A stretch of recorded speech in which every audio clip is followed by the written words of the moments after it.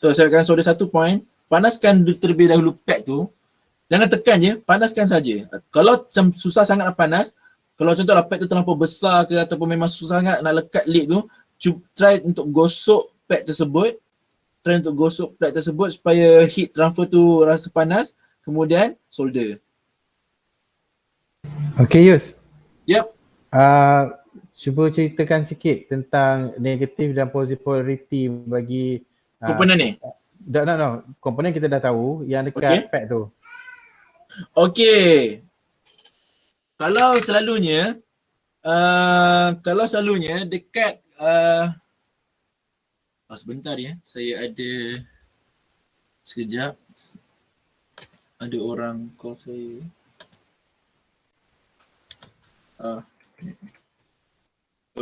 How's it going?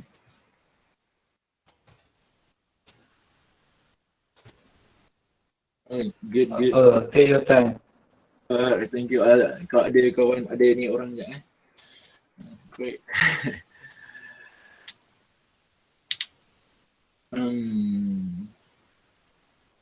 Okay. Dia ni nak call tak nak call? Okay, tak. Alright. So kalau untuk pad kan, kalau macam komponen macam ni, dia memang ada bentuk. Kalau bentuk dia kita tahu yang flat ni ialah negatif dia. Polarity dia negatif, yang flat. Kadang-kala dia kalau tak ada bentuk, dia tak ada footprint ni, ada footprint dia macam dia letak marking. Marking tu dia lah negatif dia. Jelas ke?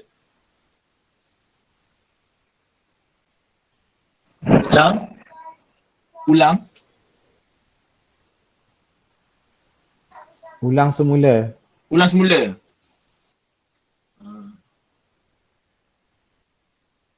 Alright, sekejap Aduh, good question.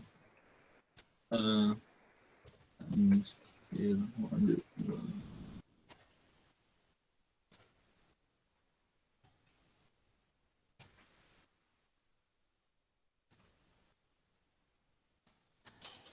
Okay, minta maaf. Gangguan. Okay, saya ulang semula ya. Dekat board, kadang-kadang designer dia buat marking. Dia buat marking macam ni. Dia ada marking lekuk. Dia ada marking lekuk kat sini. Macam ada marking serong kat sini. Ada marking straight macam ni. So maksudnya yang straight ni ialah negatif. Kadang-kala dia tak ada bentuk macam ni. Dia ada marking je. Maka marking itu ialah negatif. Okay, clear. Clear ya? Berlainan dengan tantalum ya. Saya tak ada tantalum kapasitor. Kalau tantalum kapasitor, yang marking tu ialah positif. Tantalum kapasitor tu yang warna kuning, yang kapasitor tapi dia bentuk chip tu.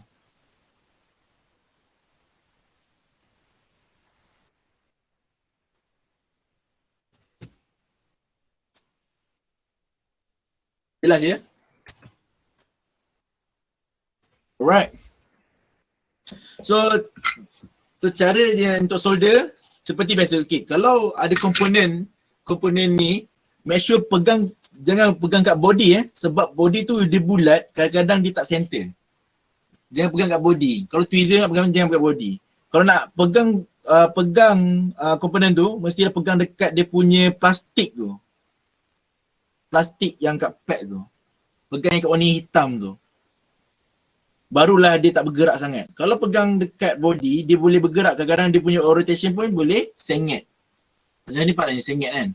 Dan dia boleh senang nak berputaran. So kalau pegang dekat yang tengah dan kat tu, dia macam basically kita pegang chip lah. So nak buat pusing ke tak boleh. Itu. Alright. So saya ambil satu komponen saya ambil kapasitor ni. Kalau ada the best sebab ni kita tak perlu pakai solder iron pun. Kalau kita letak yang nampak macam terangkat, kita tekan sedikit, jangan kuat sangat. Tekan je sekadar kita tahu dia dah rata kat bawah tu. Bawah ni dah nampak macam rata.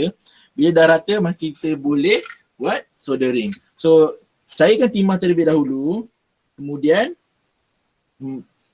cairkan timah tu, make sure dia cairkan keseluruhan timah lah. Kemudian slidekan dia perlahan. Alright. Tunggu dalam kurang 1 ke 2 second baru angkat. Kemudian tengok ada tak terangkat ataupun ada tak sengit, make sure body tu masuk ngam-ngam. Kadang seingat saya ada satu komponen ada satu kapasitor yang tuan-tuan dan puan-puan dapat, komponen kapasitor dia tu besar sikit daripada size marking. So tu tak apa sebab tu memang bahasa player kan. Alright, so the next is plastik warna hitam ni senang cair.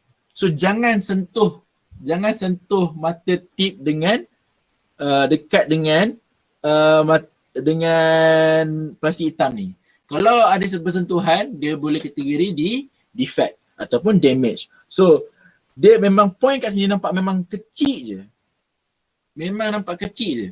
So the best ialah kita letak pelan-pelan, kita panaskan pad tu pelan-pelan, kemudian alurkan solder. Alright. Bila dah halurkan solder, kita tengok ada tak situation yang gemuk ke apa ke dan sebagainya. Kemudian kita cuba untuk repair balik. Kalau untuk komponen yang macam tinggi, komponen ni kira-kira tinggi kan. So nak repair balik tu kita make sure kita ke tepi. Ataupun komponen yang senang damage, macam body dia senang nak burn. Jangan tolak ke atas, tolak ke tepi. Sama juga dengan ni. Alright. So jadilah so dia bonding dia boleh jadi kuat. Kalau saya buat tekan banyak kali dia tak jatuh. Alright. Make sure dia tak angkat. Kalau mana-mana, kalau kita tengok dia tak tangkat ke apa, maka dia boleh katakan perfect. Alright. So next, jelas ke untuk komponen macam ni? Saya akui akan sesiapa yang cuba untuk pateri buat kali pertama, dia akan agak sukar sebab komponen ni dia punya lead yang dia keluar tu, ni body dia, contoh ni body, keluaran dia tu, ni body, keluaran dia tu macam sikit je. Dia punya pin komponen tu keluar dia sikit je keluar dia. So memang agak sukar sedikit untuk buat. Alright, next ialah saya nak demo push button. Before that. Yep. Kalau kaki kapasitor yang pertama tu, kita boleh penuhkan dia punya plate tu dengan lead. Untuk yang kedua tu kemungkinan besar ke dia akan masuk penuh juga? Betul. Kemungkinan besar dia tak masuk penuh. Betul. Memang betul.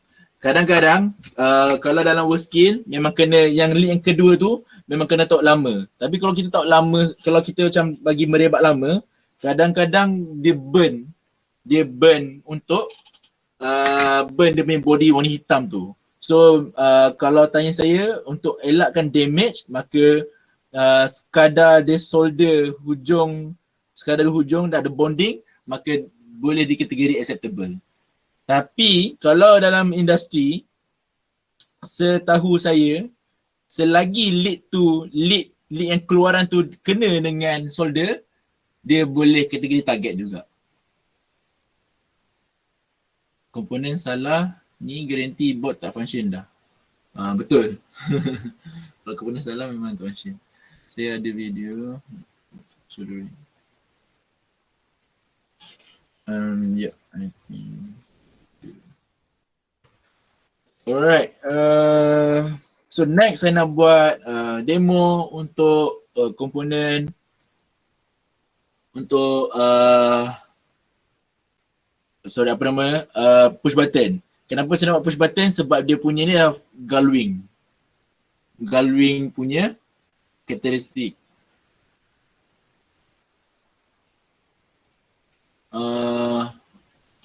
Sekejap ya.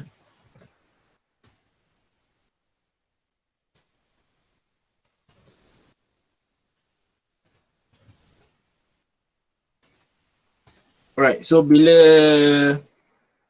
basically push button ni ada Gullwing punya lead, saya boleh demo macam mana nak solder Gullwing lah.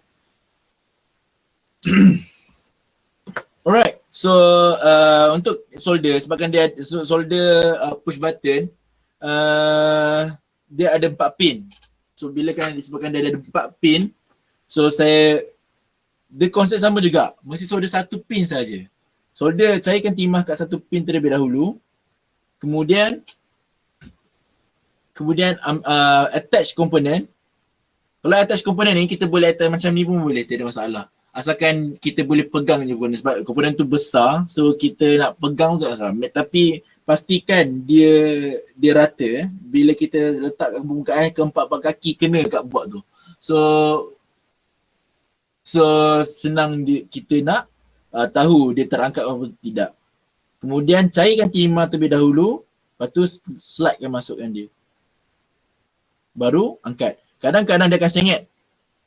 Bila sengit tersebut, kita try untuk pegang body komponen, kemudian cairkan sedikit and adjust supaya dia permukaan dia rata dan kedudukan dia betul. Untuk kalau saya pesan saya lagi, macam saya sekarang ni ada spike kat sini kan, biarkan dulu. Kita akan ubah selepas keempat-empat kaki dah solder, baru kita ubah. Kemudian solder ke empat-empat kaki. Sebabkan dia punya ni senang solder, kita boleh panaskan lid sekali dengan pad. So bila kita letak sebabkan galwing ni, dia dengan pad, so bila kita letak sini, dia mudah nak cair macam tu. Sebab and lid forming berlaku pun tiada masalah. Dia akan jadi macam tu. Lama tak nampak je. Bulik dari sini. Okay, nampak? Tak nampak juga. Okay, fokus. Yang point yang kat sini, saya dah solder. Yang point kat sini belum solder. So dia akan naik dia macam tu je naiknya. So dia perfect lah. Jangan sampai solder terlalu banyak sehingga kena body. Contoh yang kena sampai kena body tu, saya akan buat contoh sampai kena body. Saya buat sini. Selalunya orang yang buat sampai body ni ialah dia touch dia punya solder iron ni dekat yang heels tu. Kan kita tahu yang dia ada bentuk S tu kan. S tu yang heels tu. Yang dia ada heel kat sini tu. Kat sini tu. Yang dekat point sini tu dia sentuh tip tu sentuh kat heels tu. That's why kadang-kadang berlakunya timah tu sampai ke body. Okay, saya cuba buat sampai body. Oh ni. Okay.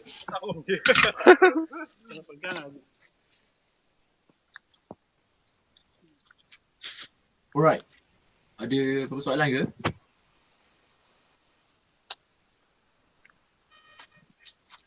Tak ada So nampak kat sini kita tengok late forming tu dah sampai dah. Belum Haji dah belum SPDPR. PC belum SPDPR. Belum cik. Yelah kena sistem tu kan. PC. Cikgu Basir. Okay. Terima kasih. Alright. So kat sini, point kat sini dia dah sentuh body. Maka komponen ni terus jatuh defect sebab dia dah sentuh body. Dan kalau kita nak lengkapkan komponen ni, kita solder lah seperti biasa. Kemudian nak adjust tu, ambil sedikit paste seperti biasa and then tarik. Kalau komponennya macam senang nak burn, macam selalunya komponen tinggi macam ni, memang senang nak burn dia punya body. So disarankan kalau nak extract ataupun nak ambil berlebihan lead tu, make sure tak naik ke atas. Kita tolak ke tepi.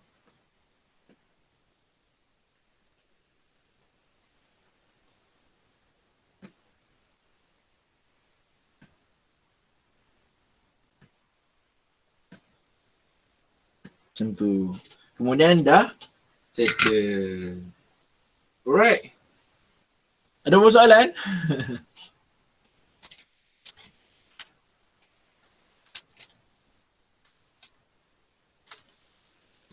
So sekarang jam 12.30. 12.30. Sekarang jam 12.30. Yep. Okay, saya akan tunjuk demo yang non-standard untuk cabut komponen. Kemudian kita boleh teruskan lunch break sebabkan tadi break pagi saya dah rajak. Kemudian kita boleh terus pada lunch break lah. Tapi saya akan tunjuk demo satu komponen macam mana saya cabut komponen macam mana saya cabut. Tak ada IC. IC saya akan tunjuk lepas lunch break. Okey ke? Okay. Alright. Okay, so saya akan tunjuk cara tradisional, bukan tradisional, cara yang bukan standard untuk cabut SMT sebagai yang diminta beberapa orang cikgu. Alright. Caranya memang agak sukar dan dia memerlukan solder paste yang sedikit, yang lebih sedikit. Iaitu saya akan selalunya kalau saya nak cabut lead, kalau saya tak ada special tool. Kalau saya tak ada special tool tapi saya nak cabut juga komponen tu. Pada masa sama dia tidak mengganggu komponen yang lain. Cara dia ialah saya akan tambah timah dekat satu komponen tu. Saya akan tambah timah kat satu komponen tu. Banyak-banyak. Memang saya akan tambah tak ada banyak sangat. Tapi nampak macam kembung.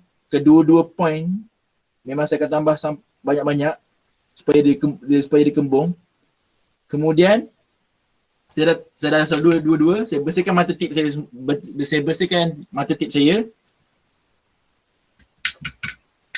Kemudian saya letak paste banyak sedikit. Saya ambil tweezer, kemudian saya bagi sedikit force. Saya bagi sedikit force. Daya. Ketahanan. Saya bagi sedikit daya kepada ataupun sebagai force dekat body tu. Kemudian saya akan panaskan kedua-dua secara serentak. Iaitu saya akan buat macam ni banyak kali lah. Itu cara yang pertama. Kalau tak berhasil juga sebab kita tak jumpa, kita tak rasa benda body tu bergerak kan. Tak rasa body tu bergerak, benda body tu bergerak. Lepas tu dah tertanggal lah komponen tu. Maksudnya saya panaskan kedua-dua kaki tu dengan serentak. Kemudian pada masa sama saya bagi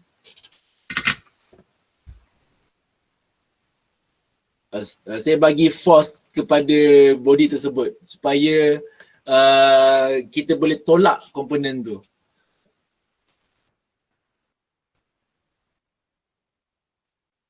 Kekuatan.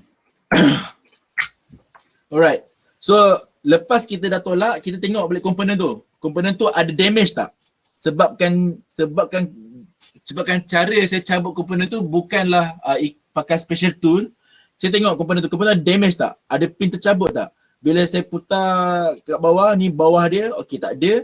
Kita tengok bawah, kita tengok kat atas pun tak ada. Maka komponen ni masih boleh digunakan. Saya letak balik dekat saya punya ni. Kemudian saya nak bersihkan dia. Saya nak bersihkan dia punya permukaan. Sebab permukaan dia ada timah, saya nak bersihkan. Dekat sini kita akan belajar macam mana nak guna solder wick.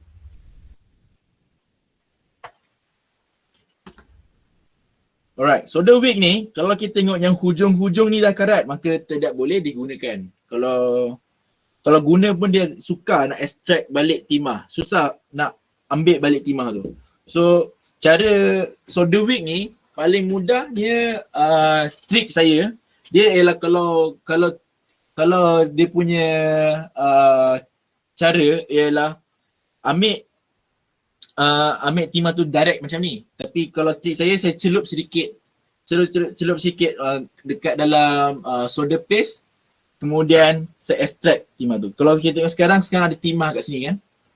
So memang ada timah dekat sini, memang ada timah. Kat pad tu ada timah. So sekarang saya nak extract timah tu. Bila saya apply heat, make sure tip kita bersih. Kita apply sikit solder paste, kemudian Panaskan. Dan timah tu akan extract dekat timah tu akan extract dekat solder wick tersebut. Dan pad tu terus jadi bersih.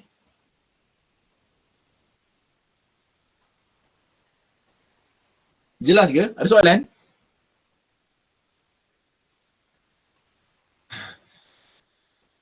Ya, kalau tanya saya, itu cara saya nak remove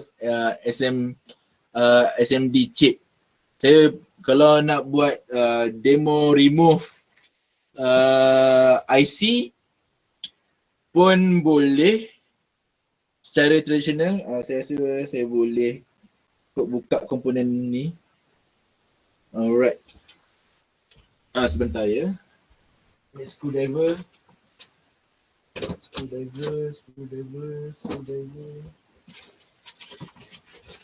Alright. So saya tunjuk demo, mungkin saya boleh tunjuk demo macam saya extract komponen ni menggunakan solder iron. Tapi dia bukan ikut standard. Kalau ikutkan, kalau dalam standard dia memang pakai hot air. Dia tolak pakai hot air. Hot air tu dia alurkan dekat kaki pin, kemudian dia tolak. Tu cara yang pertama. Ataupun dia suck. Dia memang ada satu alat, nama dia sucker. Dia memang macam vacuum. Ada je yang murah, ada yang je yang RM12 yang tu. Dia suck, masa dia hot air, dia nampak cair je semua lead, lepas tu dia suck. Dia tarik atas lah. Alright. Kalau cara tradisional kita tak ada barang tu misalnya, saya tak ada barang tu, cara saya, tapi saya nak kena buka dulu solder ni, buka board ni dulu, sebab pun ada PCB stand. Alright. Tak boleh buka ke? Boleh. Sebentar je. Sebentar saya buka ni, ada apa soalan?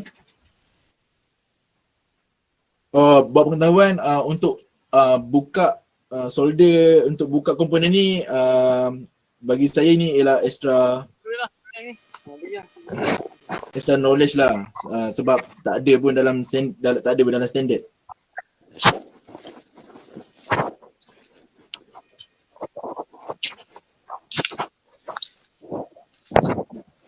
Kat mana tu Encik Basir? Masuk lewat. Kita tak nak rehat dulu ke? Boleh. Pukul 12.30 sehingga pukul 2.30 ke? Boleh? Boleh. Alright, oleh demikian kita jumpa jam 2.30. Encik Basir tu pergi mana tu? Okay. Alright, jumpa cikgu-cikgu semua pada jam 2.30. Terima kasih banyak-banyak.